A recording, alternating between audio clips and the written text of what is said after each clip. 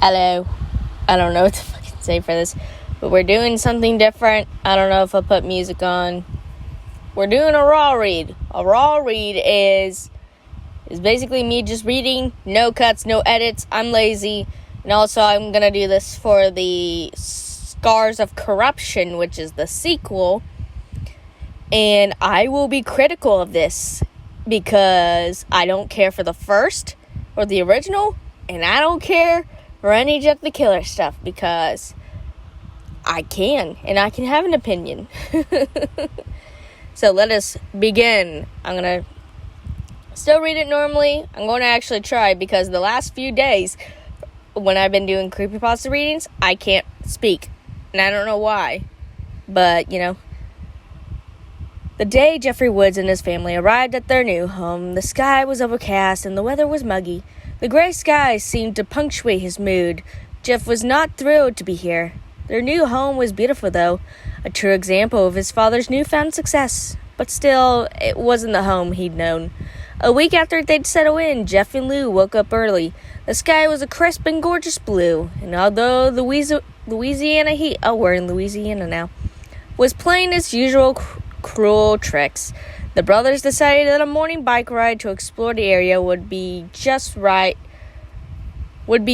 right ticket to combat the slight pangs? Are we using big words because normal words aren't cool anymore? Pangs of homesickness that they'd both been experiencing over the last week. I miss home, Lou blurted out as Jeff was smearing salsa on a microwave burrito that would serve as his breakfast. Me too, Lou. But I guess this is home now. So we just sort of have to make the most of it. I know, but all of our friends and stuff are back in New Orleans. Wait, we went from Louisiana? Hold on, we gotta.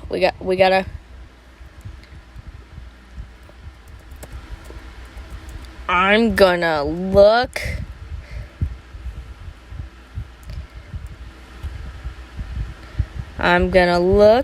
Because I don't care. Tell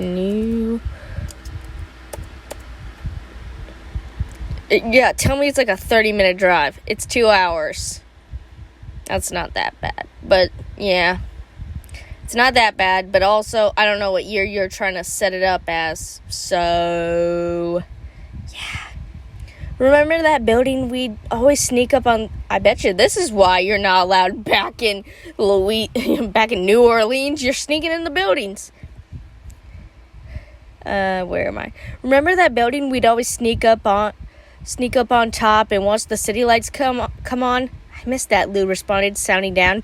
Yeah, in the ZM video, the owner knew us and would always let us rent R-rated movies. Okay, so he could get arrested without our parents, and we'd always hook us up with a free video game rental if we got a few movies. Yeah, I missed that too. But Lou interrupted. I know, we have to make the most of this, but still, this place just seems so fake, and Mom and Dad still treat us like we aren't even here. I mean, I think they won't want Jeff. They'll probably want Jeff to not exist after what he does to them, but yep, they do. I was sort of hoping the new house would improve their mood, but what can we do? Lou had no answer. So we already got mommy drama, okay. From the original one, we really didn't have any drama between the parents, I guess. Actually, in the beginning, it kind of seemed like, we're clueless parents as to why our children would do this. Now it seems like, these kids are being ignored.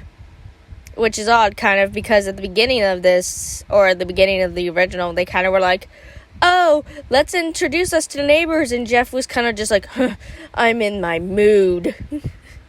Jeff finished his breakfast, and the two boys left the house to mount their bikes and explore around a bit more. As it turns out, the subdivision they moved into was rather closer to a cluster of stores and a small shopping center. Village Shopping Center was the name of the short row of businesses within their Pizza Hut. What was it? The Jeff the Killer fan fiction, the Insanity series. Pizza Hut. No, it was Papa John's. I've been lied to. Within these were a Pizza Hut, a Chinese restaurant, a tobacco store, a Sprint store, and what Jeff and Lou were most excited about, a video game store. We'll have to get Mom or Dad to come down here and open up an account so we can rent movies, Lou meant. Oh, a video store, not a video game store. Oopsie. Lou mentioned as Jeff flipped the book over to read a description of a horror movie. Shit, you're right, Jeff snapped, feeling a bit frustrated at his thought. He knew getting his parents to actually come down here and set up a membership would take forever, since their usual after-work routine was to go off into separate rooms until they were hungry enough to come out and speak. Jeff glanced over at the girl working behind the counter. Maybe I can go over there and sweet-talk her to giving us accounts, he joked. Yeah, right, Jeff. One look at you and she'll probably ban us, Lou remarked back, a smile broad on his face. You doubt me, little man? Doubt you? The guy who kisses two girls and almost touches a boob? Never. Please go over and lay a hand on all...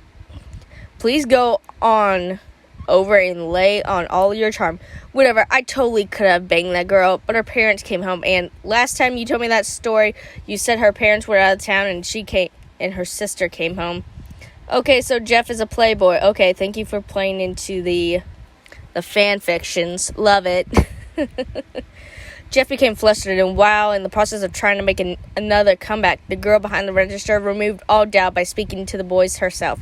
Hey, aren't those your bikes? The woman said, pointing towards the glass window. Jeff and Lou looked over and saw three boys outside, two of which were riding around in circles on the Woods brothers' bikes. They would spin them around and they would jump off, letting the bikes crash into the pavement, just to stand them up and ride them again. The two boys riding the bikes were both slim in build, while a heavier boy stood on the sidewalk, drinking a Red Bull and watching. Jeff and his brother made their way towards the doors on the video store when the fat kid saw them coming. Jeff could hear what he said to his friend. Jeff couldn't hear what he was saying to his two friends, but he made some sort of gesture while shouting, and the other boys dumped the bags where they lay and walked towards the sidewalk directly towards the two boys. Those your bugs? One of the boys asked Jeff, and Lou entered the summer heat. Yeah, why are you riding them? Lou said sharply. We just saw them there, man. Relax. Figured everyone just left them out. Figured someone just left them out for us, the same boy responded as the two boys joined in on the other side.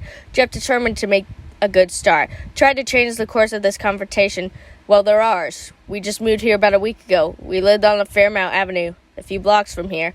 We were just checking out the neighborhood. Jeff hoped the civil tone could turn things around, but he could tell by the insolent look on the kids' faces that this was going to be a difficult gamble. Good for you. You moved somewhere, the fat kid remarked. To be fair, you could go to jail for that, for touching someone's property, or even attempting to steal. Oh, hi, Troy. I read the next line. Oh, yeah, Troy, the first boy spoke. They moved into that piece of shit house with the gravel driveway. I was wondering who would move into that place. Well, Randy, now we know, the big kid apparently named Troy replied. Just still trying to salvage the conversation. Try peacefully banter one more time. Okay, so you're Troy and you're Randy. Well, I'm Jeff and this is my brother Lou. We just moved here from New Orleans. You ain't in New Orleans now, the third boy, who now decided to speak, remarked.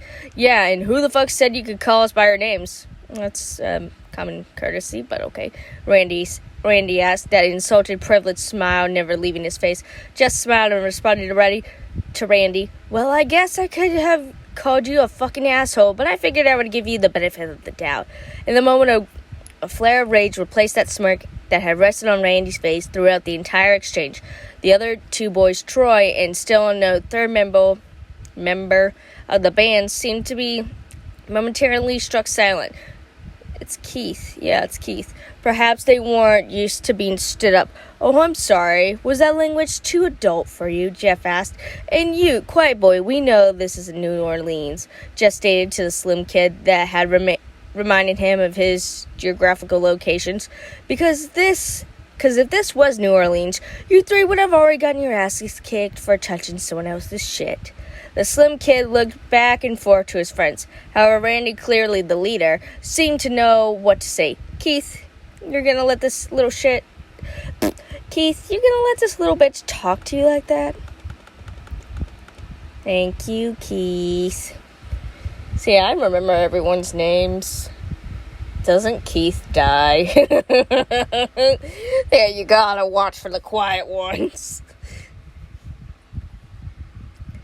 Jeff knew this part, and while he wanted quite badly to sock Randy and his pals around, a real concern suddenly invaded his mind. If he and Lou got into a fight in their first week in this new neighborhood, their parents would freak. He could practically hear it now, and while things had been far from perfect in their home, even after the move, there was a peace that had fallen over the family, and Jeff, fighting his urges, decided to do his best to keep it. Wait, did he turn into a serial killer because he was from New Orleans? It makes sense now. Wait, no it doesn't.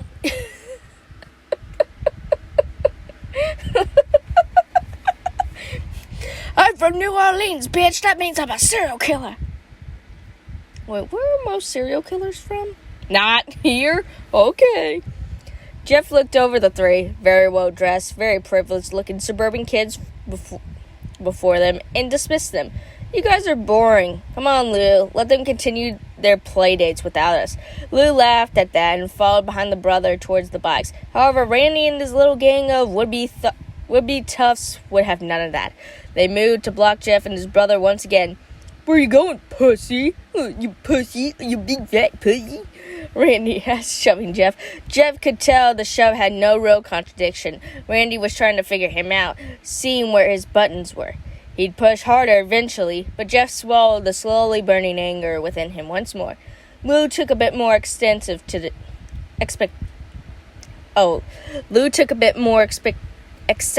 shove.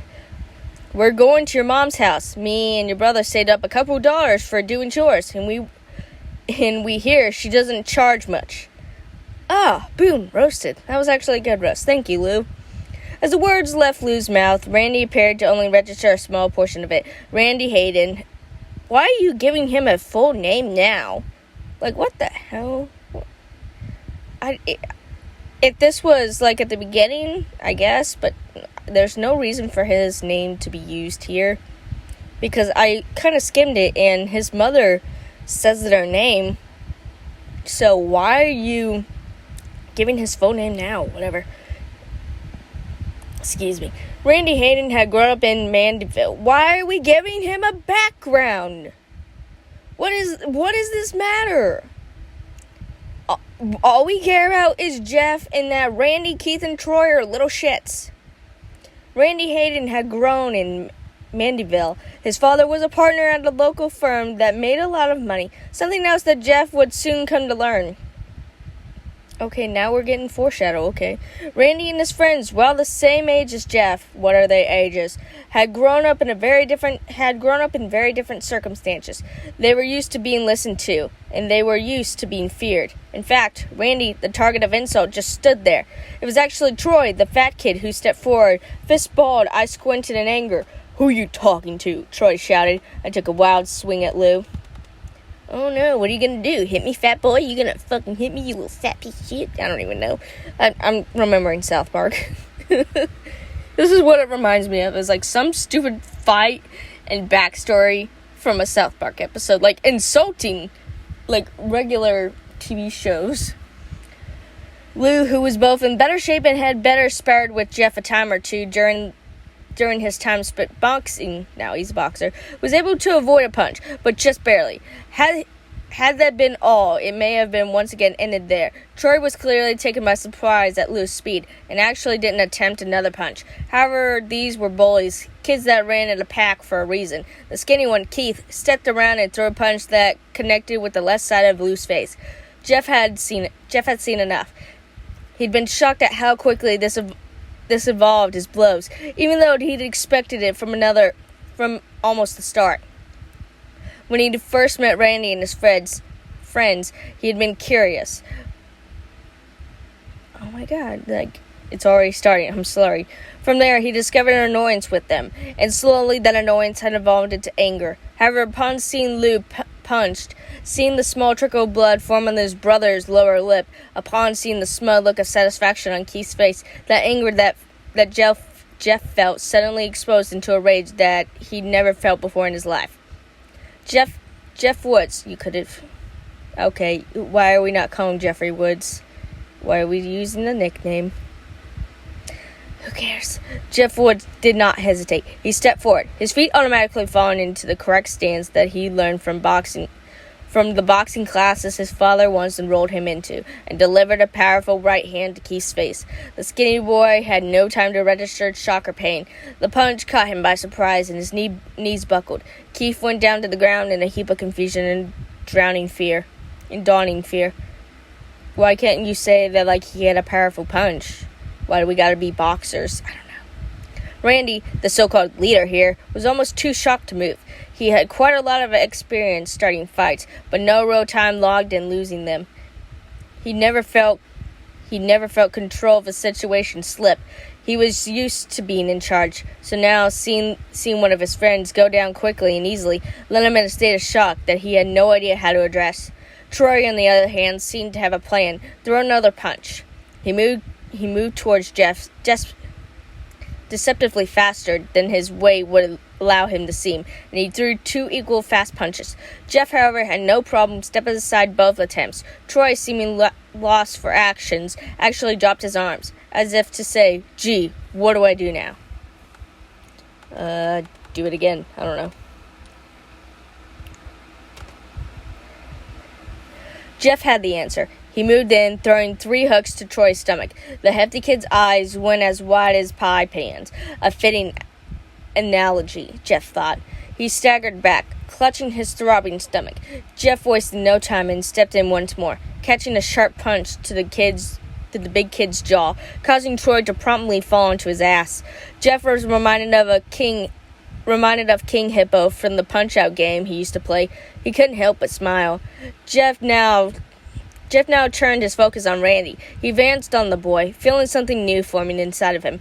He still felt the anger, the rage actually, at the antics of those 3 assholes. They had the nerve to mess with their bikes, the nerve to insult 2 kids that they'd never met before, and of course, the ultimate offense, touching his brother. Ew. However, mixed in with his rage was also a sweet, enjoyable pleasure. Not only was he kicking their asses, but he was loving every second of it. It was as though the joy of showing them up was perfectly blending with the rage he felt towards them. Together, it formed into a sadistic, controlling sense of power. That was until Lou stepped in front of him. Jeff, stop. That's enough. Why stop now, Lou? They wanted this. Jeff replied in a flat voice that Lou had never heard come from his brother's mouth. She's calling the cops. Look. Why didn't she do that beforehand? I don't know. Lou shouted again. This time, Jeff came back to reality long enough to listen. He glanced over at the video store clerk and saw her on the phone, talking frantically and pointing towards the parking lot. Suddenly, Jeff's strange, sadistic haze collapsed, and he regained his former self. Fuck, let's go, he stated quickly. He and Lou mounted onto their bikes and rode towards the parking lot. Yeah, you better fucking run, Randy called from behind. Jeff and Lou paid no mind and pedaled away. That spoken like a true idiot who probably would have gotten his ass kicked. Until later when he gets gasoline poured on Jeff. Can you tell I'm not, but also am enjoying this? Why is this almost an hour long tale? A few blocks down the street, they dismounted their bikes and began to walk them together. At first, neither brother spoke. Then Lou broke the silence. Jeff, thank you for standing up for me back there. Thank you. Yeah, those guys were a piece of shit. They had it coming, Jeff replied, looking down at the street as they walked. What happened? I've never seen you like that before. Just defending myself, Lou. What was I supposed to do? Let them beat you up? I bet they go to our school. I bet we'll see them there. And they won't forget us. Who cares? We didn't ask to move here. We didn't ask for any of this. Mom and Dad just wanted a bigger house and a nicer neighborhood, and we're here along for the ride whether we like it or not. Think I give a shit what those rich asshole kids think of us? Jeff stated and went back to looking at his feet. He was looking at his feet. Think we'll get in trouble, Lou asked. For what? Defending ourselves? Yeah, I guess you're right. They did start it. Lou answered, and his brother, the matter, oh my God. Lou answered, and to the brothers, the matter was closed. It was not. He's right, but also, right? However, things went far from over. They found that the trouble they believed they escaped was in fact waiting for them at their front door. Jeff and Lou saw the police cars well before they arrived at the driveway. 2 cop cars, both parked in front of their houses. Both of them felt their stomachs dropped, as they knew well why the police were there. Well, technically, you did run from the scene of a crime, so... The brothers entered the living room to see their parents sitting on the couch. The 2 cops standing up, leaning on the wall, writing in their notebooks. What did you 2 do? I guess it's their mom. Sheila practically screeched at the boys entering the house. Lou, younger and less centered than Jeff, began to fall onto the fence. Some kids tried to jump us down the video store. They were messing with our bikes, and when we went outside, they got in our faces. That's not what we heard. That's not the way we heard it, Matt Woods interjected. Why is his name Matt? Why do these parents have a name at all? I guess it doesn't matter what name you give them. His voice firm and ripe with anger and dissatisfaction. No, Dad, that's what happened, Jeff began to explain. We went down at Friendly Video, looking around the store when these 3 kids started riding around on our bikes. All we did was walk outside, and the kids started trash talking to us, trying to provoke a fight. When we tried to leave, one of them punched Lou. Finally, one of the cops spoke. His name tag read, Williamson. Boys, we have some serious complaints about you 2. From what eyewitnesses at the shopping center say, you 2 started a confrontation with Randy and his friends. Who the fuck let that happen? Not only that, but do we not have security cameras in this damn place, whatever year this is? Jeff took notice. Actually, couldn't you see that, Lou has an injury on his face? Whatever. Oh my God, whatever. Jeff took note of how familiar the cop's tone was when he said Randy's name. This was a small town, after all, and there was a good chance that this cop coached Randy in a little league or drank beers with his dad. Hell, it was even possible that the cop could have been uncle of one of the bullies. No, sir, Jeff replied. We didn't start it. They did. We just wanted our bikes. We just wanted to leave. They blocked us. Williamson continued as though he'd heard nothing Jeff said. Several witnesses, including the video store clerk, said that you swung first. The clerk is a fucking idiot because she could have... Oh my God, actually, this story makes no fucking sense. Because she told them, hey, these idiots are on your bikes. So, even either she's sleeping with one of them or she's related to one of them. But even then, that kind of doesn't make sense. Several witnesses, including the video store clerk, said that you swung first. They say that the boys were riding your bikes, but let me ask you this. Did you change your bikes to anything, or did you just leave them outside? It doesn't matter! It doesn't matter! It doesn't matter! What if there was no way to change this fucking bike? This story makes me mad. What's that matter, Julie? Thank you! If someone stole some food from me, did I have to chain my fucking churro to the window? Why you mean? It doesn't matter. It doesn't matter. You're fucking idiots. Well, son, if you left your bikes lying around in the street, you can't exactly blame Randy and his friends for riding them, now can you? It'd be a different story had you secured them somehow, but you just left them. It doesn't matter. It doesn't matter. Oh my gosh. What if they took the bikes? It would be stealing. Or would you still say, well, did you tend to lock the bikes? They probably would. But, oh my God, I'm so pissed. I already want to kill half of these family members. No wonder Jeff killed. Everyone's like, oh, you did this thing you said that obviously did happen because there are video cameras around? Nah, I think you're a fucking liar.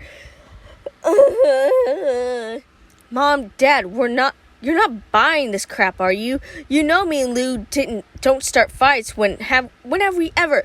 Those stray punks mess with us. And if you can't tell that these cops are taking their side, then you need to open your eyes. Jeff knew he was skating on thin ice, but that rage, it demanded some sort of satisfaction. Jeffrey, do not speak about those officers in that tone of voice, and do not speak to us that way either. Now, it's pretty obvious that you two aren't happy here, that you miss your old home, but starting fights in the street isn't going to change anything. I love how the mom already does not know a damn thing about her kids. Jeff's mother snapped back. Listen, boys, you're lucky. None of the parents want to press charges. This will be reported as a simple scuffle between teenagers. But be advised, you're both on notice. This is a quiet town, not like New Orleans. I mean, you're right. We don't tolerate this sort of behavior over here. If you see Randy, Keith, or Troy, I highly suggest you tell them you're sorry. I would literally spit in their mouth and make them eat grass. And suck ass. We'll be keeping an eye on both of you, so don't let this happen again. You don't want to have an arrest record, do you? I kind of do, just to take you to court and prove my innocence, even though I'm sure this town is small enough that they'll be like, oh, my little Keith would never. Jeff felt the anger bubble over, and he could not hold his tongue. Who is he to tell you, Officer Williamson? Is Randy your nephew? Is he a friend, son? Or maybe you go over there and screw his mom while on duty. Which one is it, officer? That's it. Both of you to your rooms. Why do you gotta make Lou go to his room? Matt Woods apparently found that he wasn't a mute after all, as he ordered his sons out the room. Jeff and Lou walked up the stairs. However, they refused to hang their heads in shame or feel any regret. Neither of their parents spoke to them for the rest of the day. Jeff and Lou stayed upstairs, venting their shared frustration to each other. They'd been screwed over, even at their young age. Even at their young ages. How old are they? They knew that. They took some solace in the fact that at least they hadn't been arrested or cited, but still, they saw what was really going on. That cop, he was protecting Randy, Jeff whispered to his younger brother. No shit, his brother replied. We have to watch ourselves. We have to take care of each other. You saw it down there. Even our parents didn't even stand up for us. Yeah, what the hell was up with that, Lou asked. Imagine their fucking image. That's what's up with it. All they care about is fitting in here. They want to make sure they blend in with the rest of the Stefford families. No more fighting. If we see Randy or his two fuckhead friends again, we walk away, okay? But Jeff, you can kick the shit out of them. Why would we walk away? Lou, you're a fucking idiot. Lou asked. Because I can't kick the shit out of the cops, Lou. I mean, you can. You'll go to jail, though. But I can't kick the shit out of Mom and Dad. Debatable about that one. And that's what could get us. Fucking Randy and his pals are protected here. You and me, we're not. So if we see them, just avoid them. Okay, please. Lou nodded. I feel like a little bitch, though. I owe Keith for hitting me. No, you don't. I paid him back for that. And paid his fat friend, too. I hope they'll just leave us alone now, Jeff sighed. Jeff and Lou didn't hear from their parents for the rest of the day. They remained in their rooms late into the night and finally came down to eat whenever they were sure their folks had gone to bed. Lou said that he felt relieved about that, but Jeff had a sinking feeling that the worst had yet to come. Jeff was correct the next morning. When the two brothers came downstairs to eat breakfast, their parents were already sitting at the dining room table, staring at the boys, approving of nothing they saw. Sit down, Matt stated flatly. What's going on, Lou said. Sit down, Matt stated again, anger dancing on his words. How about you don't yell at me? The boys complied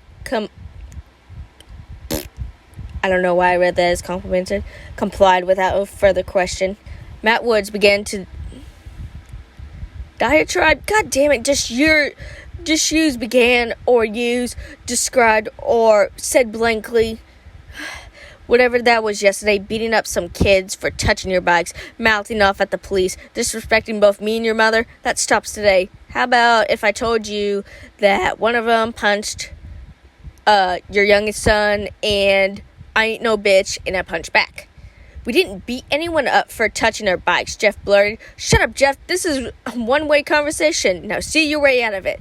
That wasn't the last part, was not. His father barked. That Randy Hayden, his father is a partner at my firm. Did you know that? No, I just moved here like a week ago. Did you even think about that when you're assaulting him over the godforsaken bike? You just don't think, did you, Jeff? Wait, what? You just didn't think. Why is it Jeff's fault?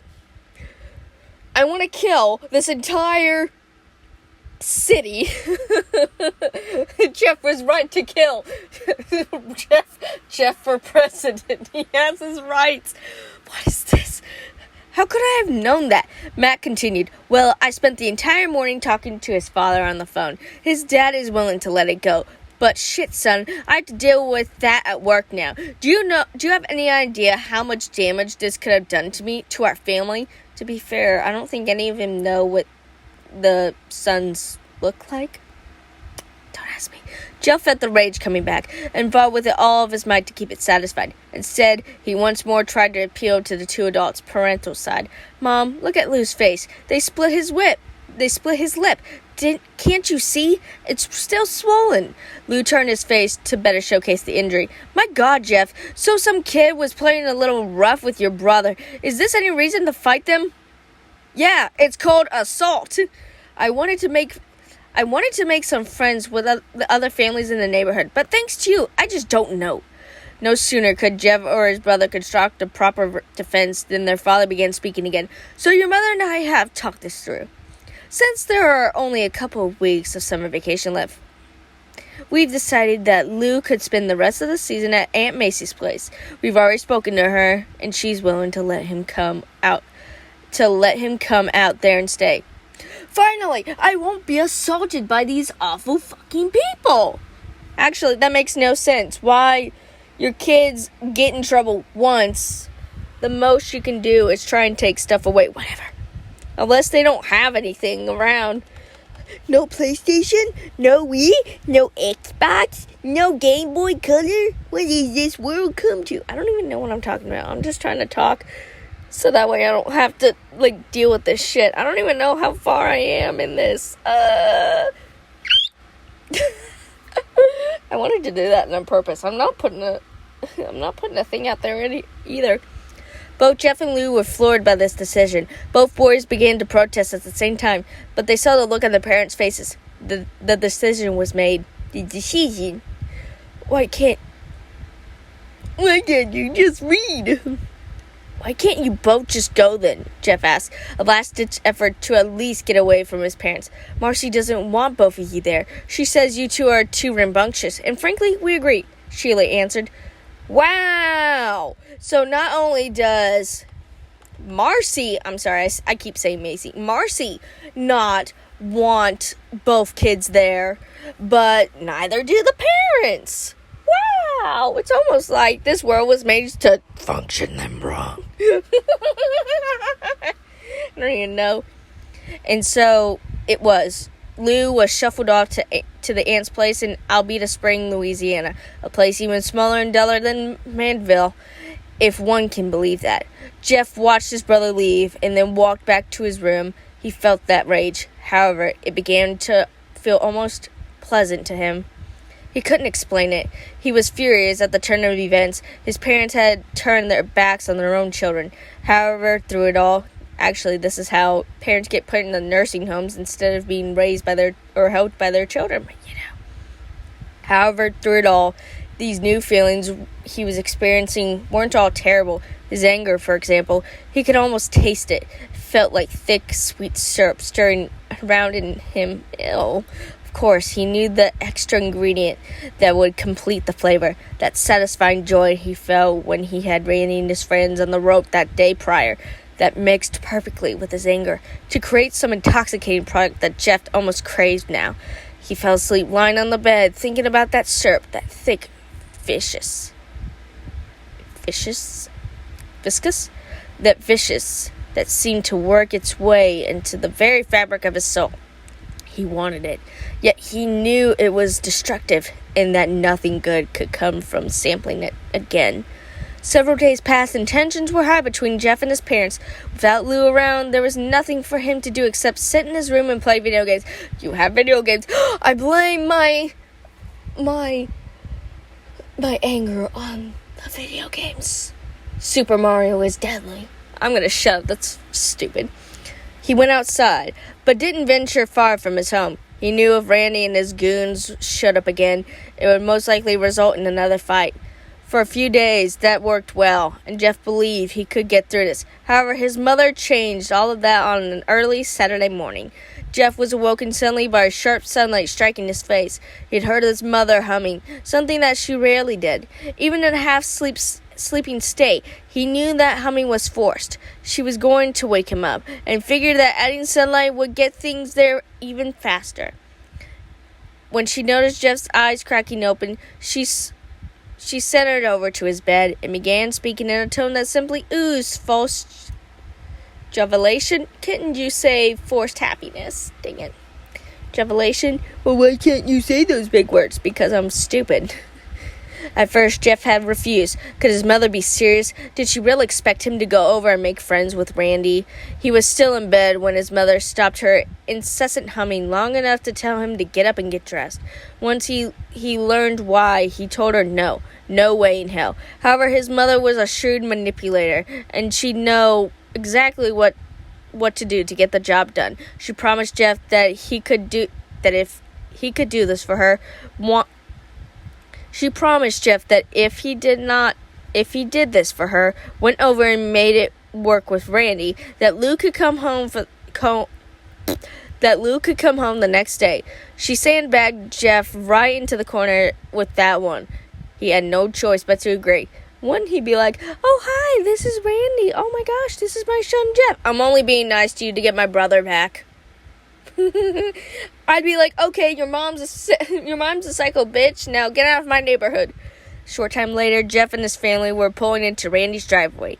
Randy's mother answered the door. "Hi, you must be Jeff," she greeted. I heard you got his friends. Good. Here's a 20. Jeff smiled wanly and confirmed that it was in fact who he was. "Hello, I'm Sheila Woods. Nice to meet you in person," Jeff's mother announced, barging past her son and extending a hand to Randy's mother. "Sheila, so pleasant to meet you. I'm Bridget Hayden. Sorry to hear that our boys had a little mishap the other day. You know how it is, though, with teenagers. Hormones go crazy and all. Randy never gets into fights. I don't believe that for a fucking second. But he explained it to me that Jeff and his brother are still new to this area and have quite learned how we do things in Maryville yet. Isn't that right, Jeff?" I would have been like, rolling up. I'd be like, "I'm going to go home now." Jeff couldn't resist a small jab. "Yeah, sorry about that, Miss Hayden. Me and Lou had no idea that it was okay for your son and his friends to mess with our bikes without asking. Bridget, he gets that mouth from his father. I think he gets the attitude from you. Never knows when to shut up. How about you and I go in and have some coffee, and I can tell you all about the great gossip around Manville while our boys go to know each other the right way. Randy's in his room, Jeff, upstairs. Second door to your left. I'm sure you'll hear the sound of his video games or something," Bridget stated with a very little humor in her voice. I'd be like, "Cool, peace, I'm leaving." "Don't like me? I don't like you either." "Thank you, ma'am, Jeff," Jeff answered and entered the house. Jeff knocked and heard Randy answer with, "Come in."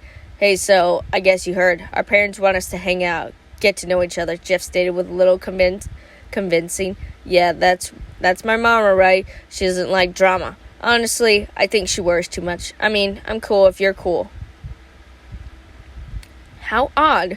Jeff sat down on the floor next to Randy and struck up a conversation. "So it turns out your dad is my dad's boss. He freaked out right after the fight in the parking lot. He was actually worried that he'd get fired or something. My dad is like everyone's boss. I fucking hate it. I think half the kids at my school talk to me because their parents are somehow connected to my dad's firm." "Why do you hate it?" Jeff asked. "Because it's fake. This whole damn town is fake. You'll figure it out as you go. Trust me, everyone who lives here is just trying to pretend there's something else. My parents make me do all the shit, all the trophies and stuff, just so they can brag about it." Jeff smiled. "I know how you feel. My dad had me in a boxing class a year ago because some coworker of his had a brother that worked at the place or something. As soon as that guy quit, though, I was out of the gym the next week. I wish it was that easy, Randy responded. I hate playing baseball, but my dad will have me out there again next summer and the summer afterwards. It's like he knows I hate it, but wants to make sure I'm out there with the stupid company name on the back of my jersey. Randy, why did you and your friends fuck with our bikes that day? My hand hurts. Ugh. Oh my god, we're already 40 minutes. I told you, this town is fake and boring as shit. There's nothing to do here. We had to find stuff to do. I mean, there are only so many times you could go and hang out at the video store or ride the dirt paths in the woods. All the girls here are stuck up. All the stores close early. There's no mall, and the movie theater is cross town. We're just bored, man. So sorry for that, I guess. No.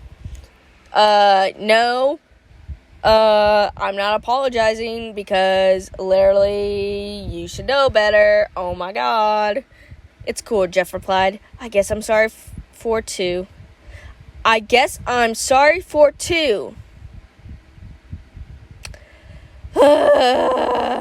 Is Bruno Mars gay? Things went too far. You mean the fight, Randy asked. That shit was actually cool. Those guys, Keith and Troy, they just leech on me because my dad. It's like I told you. I'm pretty sure their parents make them hang out with me. The afternoon went on and Jeff soon forgot this was a mandatory agreement. He actually started to find himself liking Randy. Sure, their first encounter was a little sketchy, but he was coming around to the guy, finding that he wasn't so bad once his idiot friends were removed from the equation. What if he becomes an idiot because his friends, boost his ego? I don't know. About an hour later, things took a new turn. Jeff heard the twin pops of two car doors shutting in near unison, and then heard the engine start up. He dropped the game controller and peered out of Randy's bedroom window, just in time to see his mother and Randy's mother backing out of the driveway. Our parents are leaving, Jess said. About time. I figured my mom would eventually talk to Mom into going shopping or going to get coffee or something like that. Yeah, I just leave my two children alone together. In case something happens, bye. I didn't tell you where we were going. Jeff heard Randy pause the game. Hey, Jeff, come downstairs. I want to show you something cool. Jeff invited, and Randy invited, and Jeff followed, and then he stabs him in the gut because I already know how the fuck this is going. Randy led Jeff out to the garage. It was hot in there, and the main door was shut. The garage was well kept, though, and Jeff oversized stacks. And Jeff observed stacks of magazines underneath a workbench, as well as tools and various other utility items stacked about. Oh my god, I'm so bored! Standing in the small, closed-in garage was the late summer heat lingering about. Jeff began to feel a little bit uneasy. Despite the fact that he and Randy had seemed to bond over the last few hours, Jeff couldn't ignore a sense that things were different now, that the adults were gone. What do you want to show me? Jeff asked. Hold on, let me get it, Randy replied, moving the magazines out to reveal a small red box. Jeff watched as Randy removed the box and opened it. Removed the box? He removed it. He took the whole box and removed it. You mean the lid? God dang it. Check it out. My dad's flare gun. Okay, the house is going in flames. That's fine. Randy announced and waved the red tubular gun about. Whoa, be careful with that, Jeff shouted, more of shock than real concern. It's fine, dude. Don't be a pussy. It's not even loaded. You hold a gun and take care of a gun like it's loaded all the time, Randy said. However, Jeff watched as he fished out one of the flares out of the back compartment. Randy then continued to fiddle with a flare gun, popping it open and loaded a flare. Now it's loaded, he announced. My dad showed me how to use this last year when we went out boating. Sometimes I take it out and just shoot flares at trees. Okay, so you start fires. But maybe this time I don't need a tree. The change in Randy's voice and demeanor was impossible to ignore. Okay, well, cool gun. Let's get back to the house, though. It's hot out here. Plus, I'm getting hungry. What do you have to eat? However, as Jeff turned to walk through the small door leading back to the house, His path was suddenly blocked by two familiar Where were you hiding? Were you just hiding in like a small compartment being like, oh, I knew what he was gonna say. Something about food? I'll come out as Troy. Or was it Keith? I don't fucking know. Where are you going, Jeffrey? The fat kid. Troy! It was Troy. Blurted out as he and Keith stepped into the garage. Took you two assholes long enough to get here. I had to babysit this faggot all day.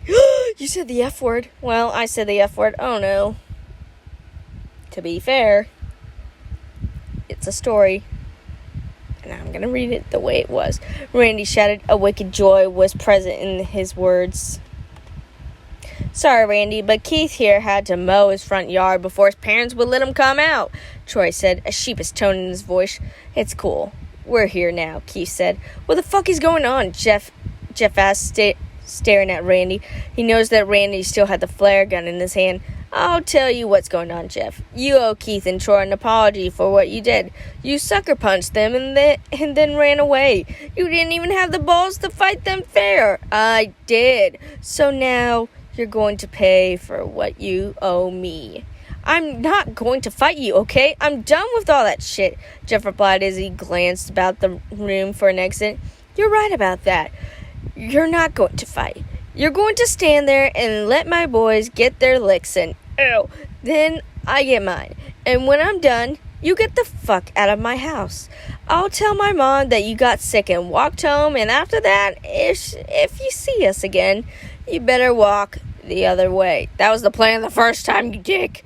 I'm not going to stand here and get hit by your friends, or just let me go home. How about that? I'll tell my mom that we're cool and everyone wins, okay? Jeff asked. Randy then raised a flare gun towards Jeff.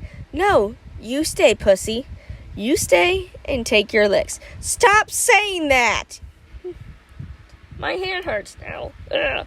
Jeff felt that sensation once more, that sick, rich, dark matter that swirled deep inside of him. He could taste it now. It was heaven. In his mind, he imagined himself diving into it, swimming in it, letting it swallow him whole.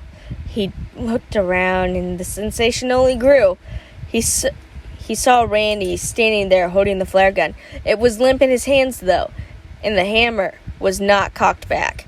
Jeff knew that Randy had no intention of firing it. He looked over at Keith, skinny, pathetic kid born to follow. Troy, fat and sweaty, breathing a bit heavier from the walkover. And of course, in the middle of it, Jeff himself. He felt the pleasure begin to mix with the rage, forming the perfect product. He started to avoid sampling it. He tried to avoid sampling it. He knew that only regret would come from indulging in it. However, when it was pleated so close, when the aroma and the promise of that sweet, savory flavor was only a few inches away, Jeff found that he could no more stand against it in a ship in the ocean that could stand against it. What the fuck? Hold on, let me reread that. Jeff found that he could no more to stand against it than a ship in the ocean that could stand against a typhoon. Oh, okay, I'm an idiot. Jeff began to smile. Why are you smiling at me? You queer for me or something? Hell yeah, nipple out. I don't fucking know what that means. Jeff asked, a slight nervousness tinge in his voice. Am I smiling, Randy? I guess it's because I'm just having so much fun, Jeff announced, and suddenly lunged towards the unprepared kid holding the flare gun. Jeff struck Randy once in the nose. Randy's arms dropped, yet he kept holding the flare gun. Jeff, without even needing to look, realized that Troy and Keith had actually taken a step back instead of advancing as they should have. Jeff delivered another strong blow to Randy's jaw, causing the boy to drop to the floor. Jeff now turned the situation to Troy and Keith, the two tough kids that had yet to actually make so much as a move in his direction. Troy actually backed up a step and stumbled over the stack of magazines that Randy had moved early. Jeff took this opportunity and stepped forward, once again introducing Troy's round belly to his fist. Troy tried to stay to his feet. Winston? Sir, do you have anything to add to this besides rubbing against it? Also, by this time, in a few days, Winston is actually going to get fixed. I will Possibly, well, I'll update you guys in the description. He's probably going to be fine. Hi, Puppy. Or hi, Kiki. Hey. Say something. He's like, no, I don't want to say something. Troy tried to stand on his feet, but Jeff's punches combined with the stumbles over the magazines caused Troy to fall back, landing hard and striking his head on the concrete slab that was on the garage floor. Owie. Keith was actually trying to back away. However, Jeff was currently standing between him and the only exit to the garage. Since the carport door was closed, Jeff took Winston. Sir.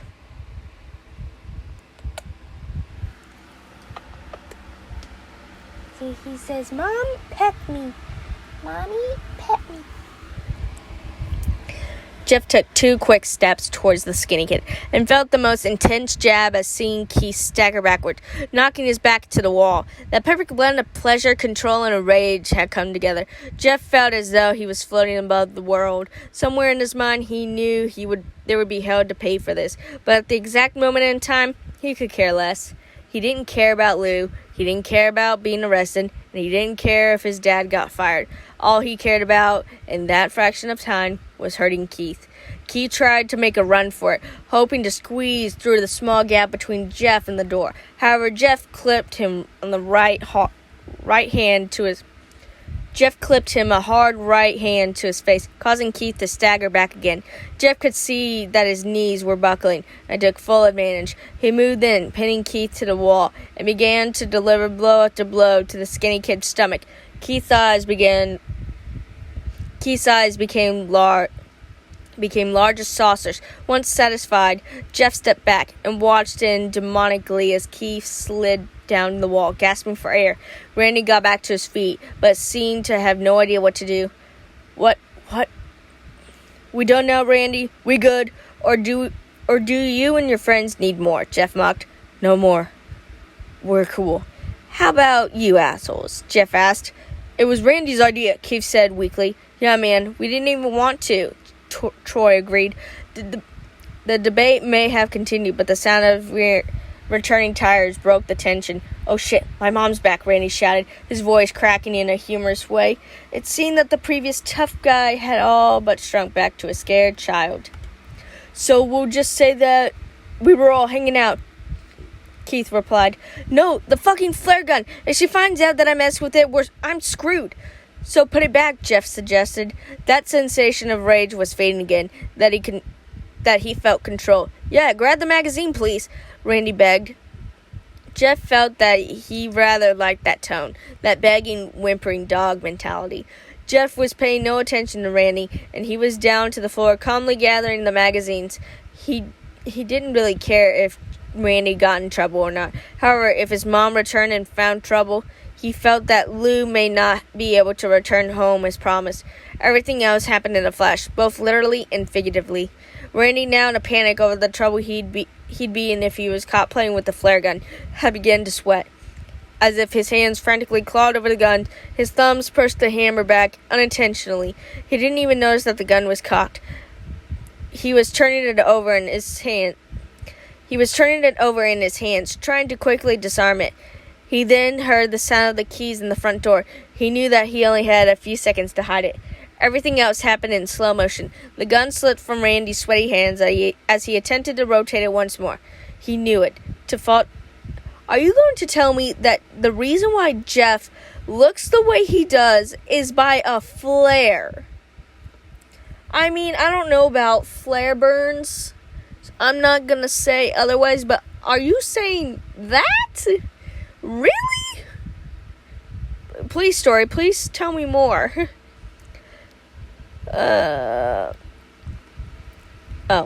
He saw it fall to the floor, seeming to float to the ground, rather than fall. Jeff, busy stacking the magazines, had only enough time to register Randy's shocked gasp. He turned to look in the boy's direction, just in time to see the bright red flare gun hit the floor. The gun discharged, launching a speeding fireball directly into Jeff's face. Jeff felt the hot flash of heat and pain tear across the left side of his face. After the initial registry of agony. There was no more thinking. Jeff began to scream, clutching the left side of his face and rolling around the floor. For a while, he forgot everything, as he was plunged into a dark, rich syrup once more, the rage almost serving the dull pain. So, Moms, run to the rescue? When he finally did come to a stable level of alertness, he realized he was in a hospital room. Oh, just like that. Half of his face was bandaged. He knew that much. He wanted to open his eyes and speak, let his family know he was awake, but the drug still had a firm hold. He was awake, but not quite, yet functioning. He could hear several familiar voices. Is he going to be okay, Doctor? Jeff's mom. Why don't you say her name now? Oh, yes, ma'am. Your son will be fine. However, he will be in a lengthy road to recovery and will need your support. The flare struck his face and caused third-degree burns on his left side. How bad is his eye? Jeff's father asked. Hard to say at this point. He needs to see an... I know it's eye doctor, but, optometrist for further review, but the damage appears quite severe. And his face. What about his face? Jeff's mother asked, sounding deeply concerned. Well, we were able to clean and treat his injury in time, so there's no concern for infection or anything for the matter. We want him on antibiotics for a while, and he'll need to have the wound cleaned and dressed on a regular basis. But all in all, your son got very lucky. The damage could have been more severe. Doctor, his mother began. What if there's a permanent damage? What do we do about that? As I said, an optometrist. I think that's how I'm saying it.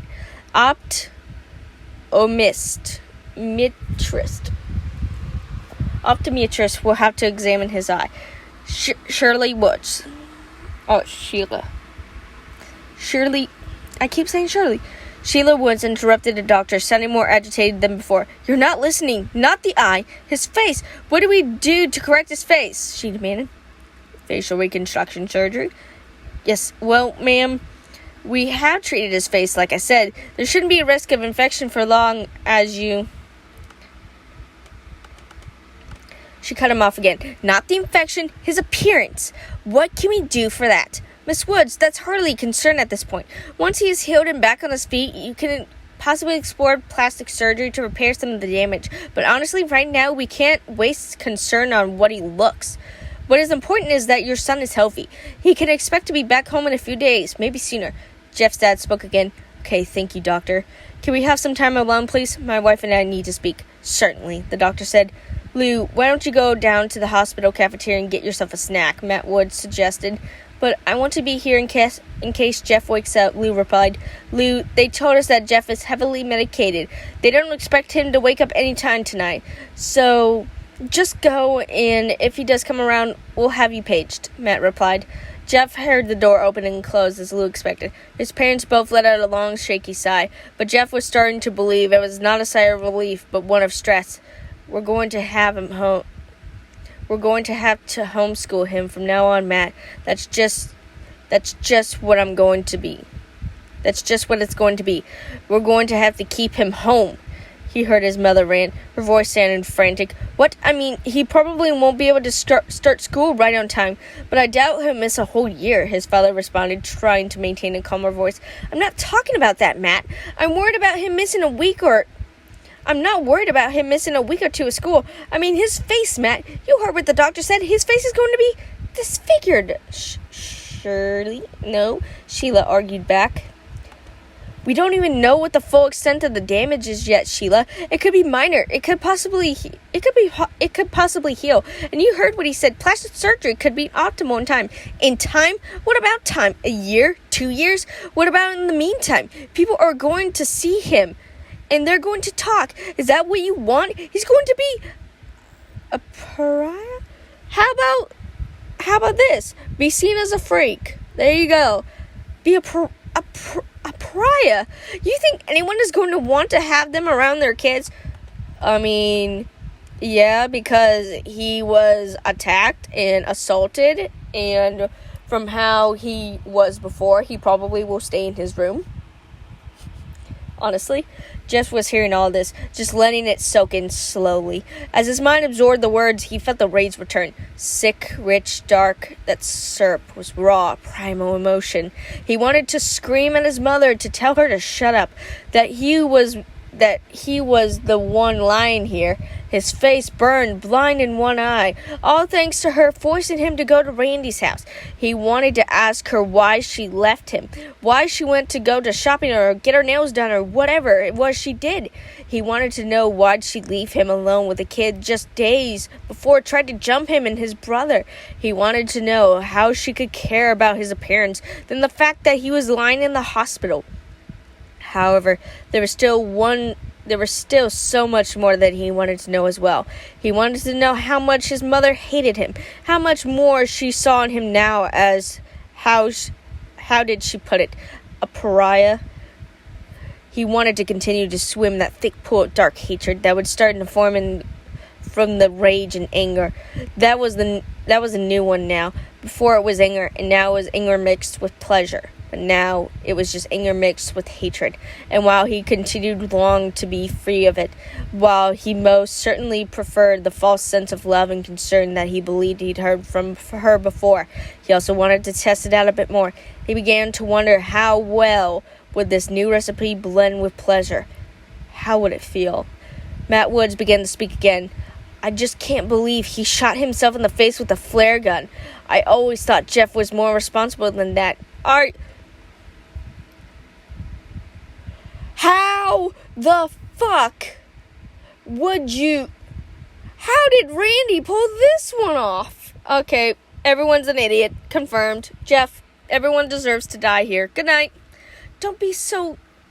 Don't even get me started on that, Sheila replied. I can't believe it when Randy and his friends explained to the medics and police how it all happened. Randy was just trying to show Jeff around the house and wanted to show him the collection of magazines his dad put in the garage. You know, boys. He was probably hoping that a couple of Playboys would be in there or something. Then he said Jeff found the box containing the flare gun and just wouldn't stop playing around with it. You should have heard those boys, Matt. They told me that they practically begged Jeff to put it down before he got hurt, but he just had to show him off. I just don't know where we went wrong, Matt. I thought us moving out of here in a nice quiet neighborhood would make everyone happy. Jeff, though, he just wants the fights. He just wants to fight us and everything. Oh my god, I accidentally went up more. Oh my god, I went too far. Okay, I found it. Oh god, I almost cried. No, I didn't. And while all that came together in Jeff's mind, he continued to swim in that black, thick anchor of hatred and rage. The morphine drip added a nice touch of euphoria. Jeff could almost see himself plunging into the syrupy waters of hatred and merging changes. Each dip brought him so much twisted pleasure, and that was when he finally understood. He could sample the pleasure now. Not because he was enjoying what was happening, but because he knew he could enjoy what was coming. Just as the doctor had predicted, Jeff was scheduled to go home a few days later. During this time at the hospital, he never asked to see his face. It wasn't until the last day that he finally asked for a mirror. The nurse came in and changed his bandage, and as was the routine. She was a pleasant woman that spoke to him, probably like a fucking person, asking how he was doing. He enjoyed her visits, so for the final day, when she arrived to clean and dress his face, he asked to see himself. Are you sure, sweetheart? Would you like to call your parents first? She asked. No, thank you, Jeff replied. I think I want to see it for myself, without them standing over me. I understand, she replied honestly, without a hint of pretension. Once the bandages were off, she handed him a small mirror. Would you like me to step out the room? She asked. Jeff ignored her and looked at himself, taking stock of the damage. Sure enough, his face was a mess. The entire left side, at least. The flare struck him, traveling upwards, and burned a scar into his left cheek that extended to his eye. At first glance, it almost looked like he was smiling to the side. The scar was still bright red, and burned tissue spread out on either side. Once it arrived at his eye, the news did not get any better. His eye was white, just a lifeless ball bulging, plunged into his face. He closed his right eye and found that he could see nothing from his left from his left eye at all. The scar continued up his left side of his forehead. The damage was less severe there, however. The hair on the left side of his head was burned off, leaving a few strands to stick up here and there. "Sorry, sweetie, but I have to put the clean bandages on," she told him. Jeff smiled. "It's okay. There will be plenty of time for me to admire myself later." There was no joy from his parents on the ride home or upon arrival. They spoke very little, and there was tension in the car that simply wouldn't fade out. As for Lou, he was thrilled that his brother was okay, but he didn't know what to say concerning the damage to his face. So after taking a few questions about the accident and the recovery, he fell silent as well. They walked to their room. They walked into their home at dusk, and Lou asked about dinner. He suggested that they let Jeff pick a place to celebrate for his return home. "Just go to sleep, both of you boys. Go to sleep," Sheila remarked. "I don't know why I keep wanting to say Shirley," Sheila remarked. She and her husband both retreated to their rooms as well, to argue or feel sorry about themselves. Who knew? Jeff and Lou didn't speak much that night. Jeff spent most of the evening staring at himself in the mirror. He kept pulling back the bandages and looked at the scar. Lou wanted to see them too, but felt that it might be imprudent to ask. "I'm glad you're home, Jeff. I really missed you, and I'm glad you're okay," Lou said to Jeff as he stared at himself. "I'm not okay, Lou. Neither are you. None of us are, really. There's a sickness here. The only difference is, now my sickness shows on the outside as well," Jeff replied, his voice as flat as on the answering machine. "What are you talking about?" Lou said. "One day you'll see it too. This is what happens, though. This is what happens when it all falls down," Jeff replied, still peeking behind the bandages. "Jeff, I don't know what you're trying to say," Lou responded. Jeff didn't reply, though, and after several moments, Lou left him alone. Lou went down to his parents' bedroom and knocked on their door. "What is it?" the voice of his mother asked. "Mom, I think Jeff is acting weird. You may want to talk to him." "Go away, Lou. Leave your mother alone," his father's voice answered. "Okay, Dad, go check on your brother or your son." Fuck. Lou, being young, had no other ideas, so he returned to his room before. He didn't know that those would be the last words he'd ever hear his parents speak to him. That night, Sheila and Matt Woods awoke together, both being light sleepers. It took little to bring them out of their slumber. The sudden removal of their blankets, as if they were snatched from the bed, did the trick just fine. They awoke to see a small light coming from the half bath that was situated in their master bathroom. The door was cracked only slightly, and the light source was weak. They could make out a human shape, standing over their bed, though. What is going on?" Sheila grumbled. As their vision came into focus, they realized their son was standing before them. Matt reached over and flipped on the lamp next to the bed. Jeff was standing there, his bandages off, his disfigured face beaming down on them, with a long kitchen knife clutched in his right hand. "What are you doing, son?" Jeff did not say that. Matt asked, his mind trying to shake off the cobwebs of sleep.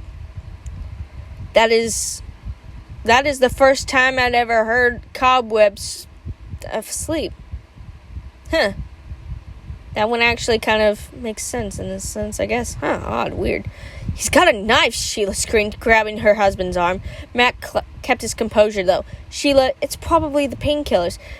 He likely got up and got disoriented. Relax, for Christ's sake. Yeah, whenever I get off, medicine. Whenever I got off my ADHD medicine, the first thing I always did because I did not have that medicine yet was grab a knife and wave it around crazily, take my medicine perfectly fine, put it back, and just walked away like nothing happened. Yeah, what the fuck are you talking about?" Jeff tilted his head to one side, still not speaking. He stared hard at his father, slowly bringing the knife up, ensuring that he saw it well. "Son, what are you doing?" Matt asked. "Scaring you," Jeff replied, with no emotion in his voice. "Matt, do something," Sheila pleaded. "Okay, son, I realize you've been through a lot, but you need to go back to bed. I'm going to call the doctor in the morning," and Jeff moved quickly across across to his father's side of the bed, his head moving about, alternating between the normal-looking young man and the deformed ghoul that had been lurking in the shadows. "Okay, son, you're scaring me. Is that what you wanted?" Matt asked, adjusting in the middle of the bed to put distance between himself and his son. "Good. Now I can start hurting you." Jeff spoke once again with no emotion. His father had time to urge a single syllable, most likely to ask another question, to try and reason with his son. Jeff, however, gave him time to do no more of that. He lunged onto the bed, driving the knife deep into his father's stomach. Matt attempted to fend Jeff off, but the wound to his midsection rendered him into shock, and his arms fell to his side. Jeff could hear his mother screaming, but paid no mind. He wanted to finish with his father first.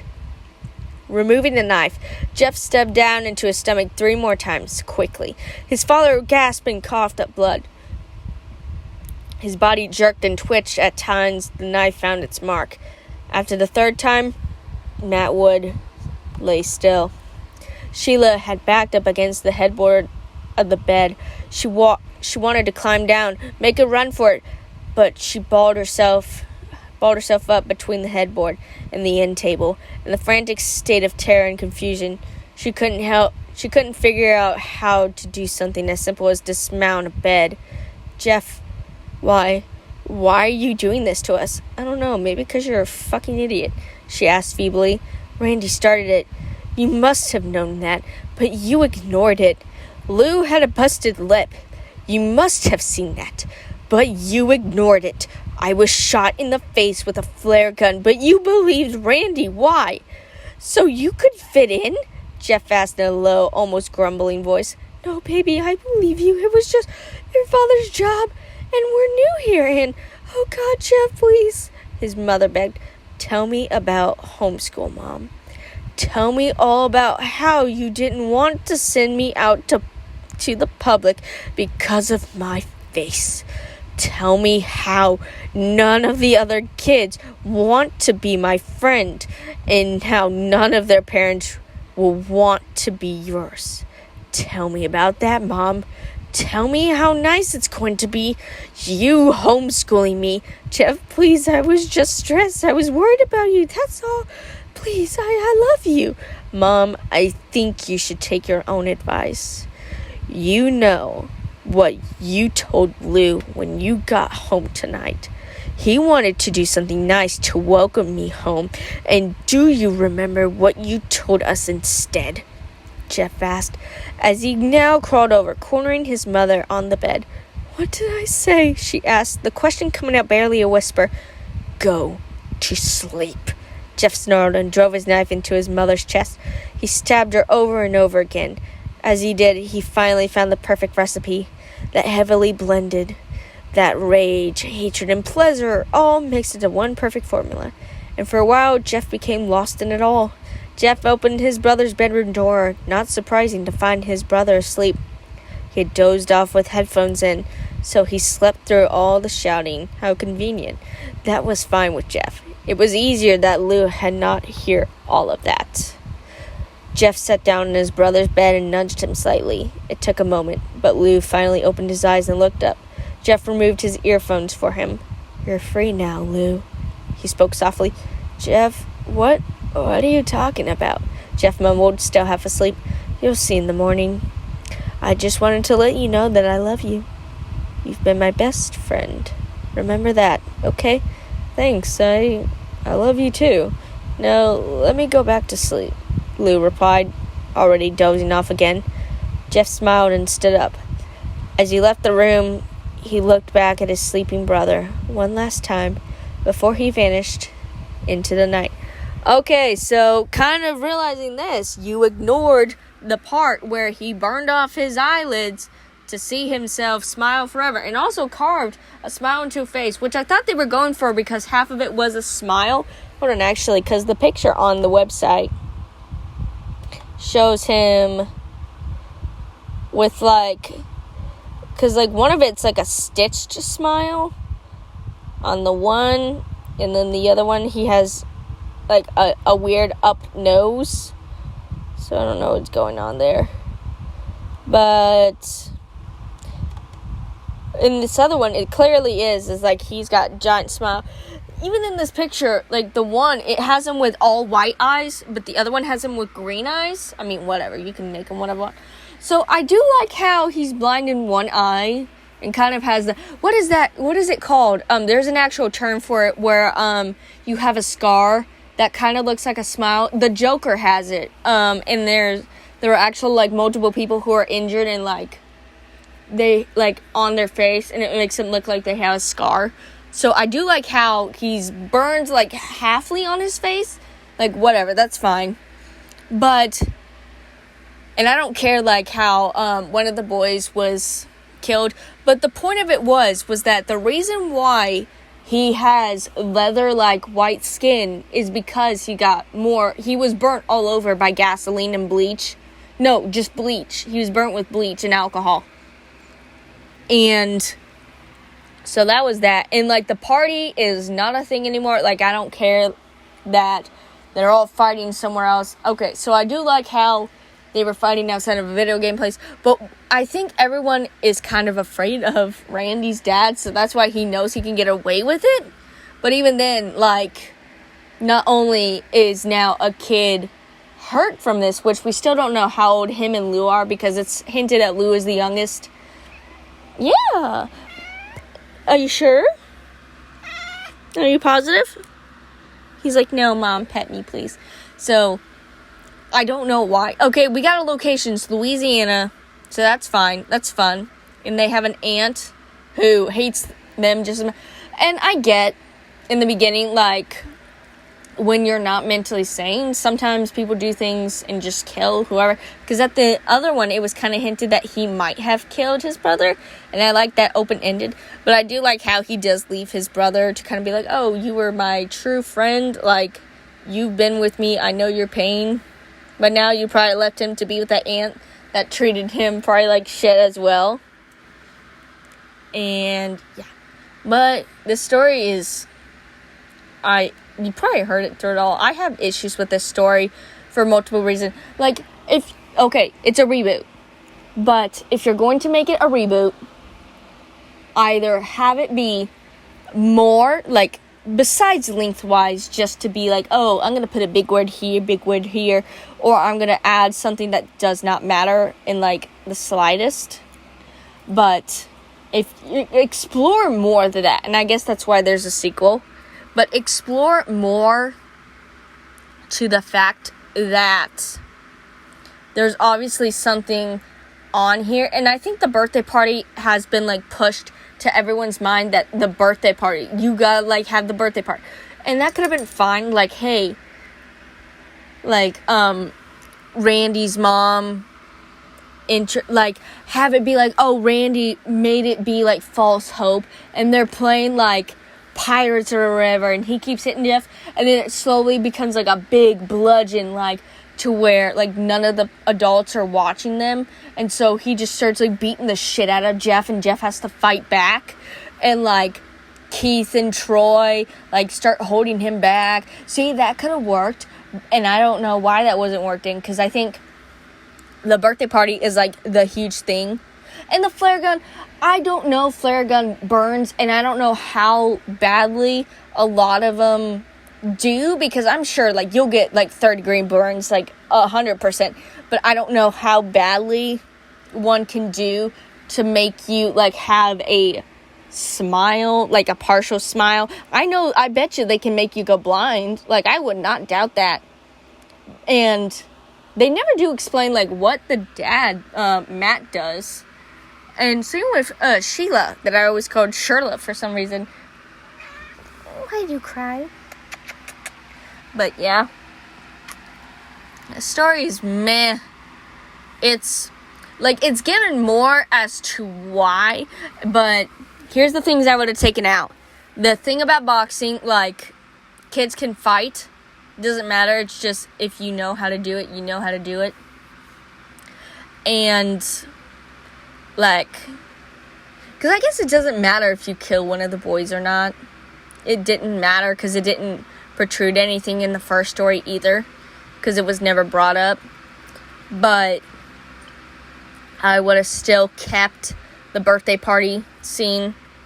I would have kind of made it be like the mothers try and make them be friends, and they kind of get to be friends, like how that scene with Randy being friendly with Jeff, 100%, that would be great. That's a good thing, because get him into a false friendship and then beat him, that's great. The police officer, I do not, because obviously, as Jeff said, they're working for him, but I do not believe, these people would be oh, this and this, and I'd be cool. Actually, Jeff, however old he is, I'd be cool. I'm gonna go and take this to another county over and sue the fuck out of you, because here's the logistics. And that's the only thing. And I also know laws. So, like I said, the story is meh. I'm talking for too long, just trying to make stuff go on longer. If you want to go read it yourself, go read it yourself. If you like the story, but I got issues with it, because some of the stuff, and again, I found a typo, but whatever, but a lot of the story has issues, and that's with a reboot anyway. It's not going to be better than the original, and the original is not good either, it's not, but I can still see why some of this happened. And I think in the original, they were actually in school, but they skipped school because because the bus was coming. So I guess that doesn't matter if school started or not. I take that back. I think they did go to school once. Maybe they didn't. I don't remember for sure. But at the same time, have a good one. Goodbye.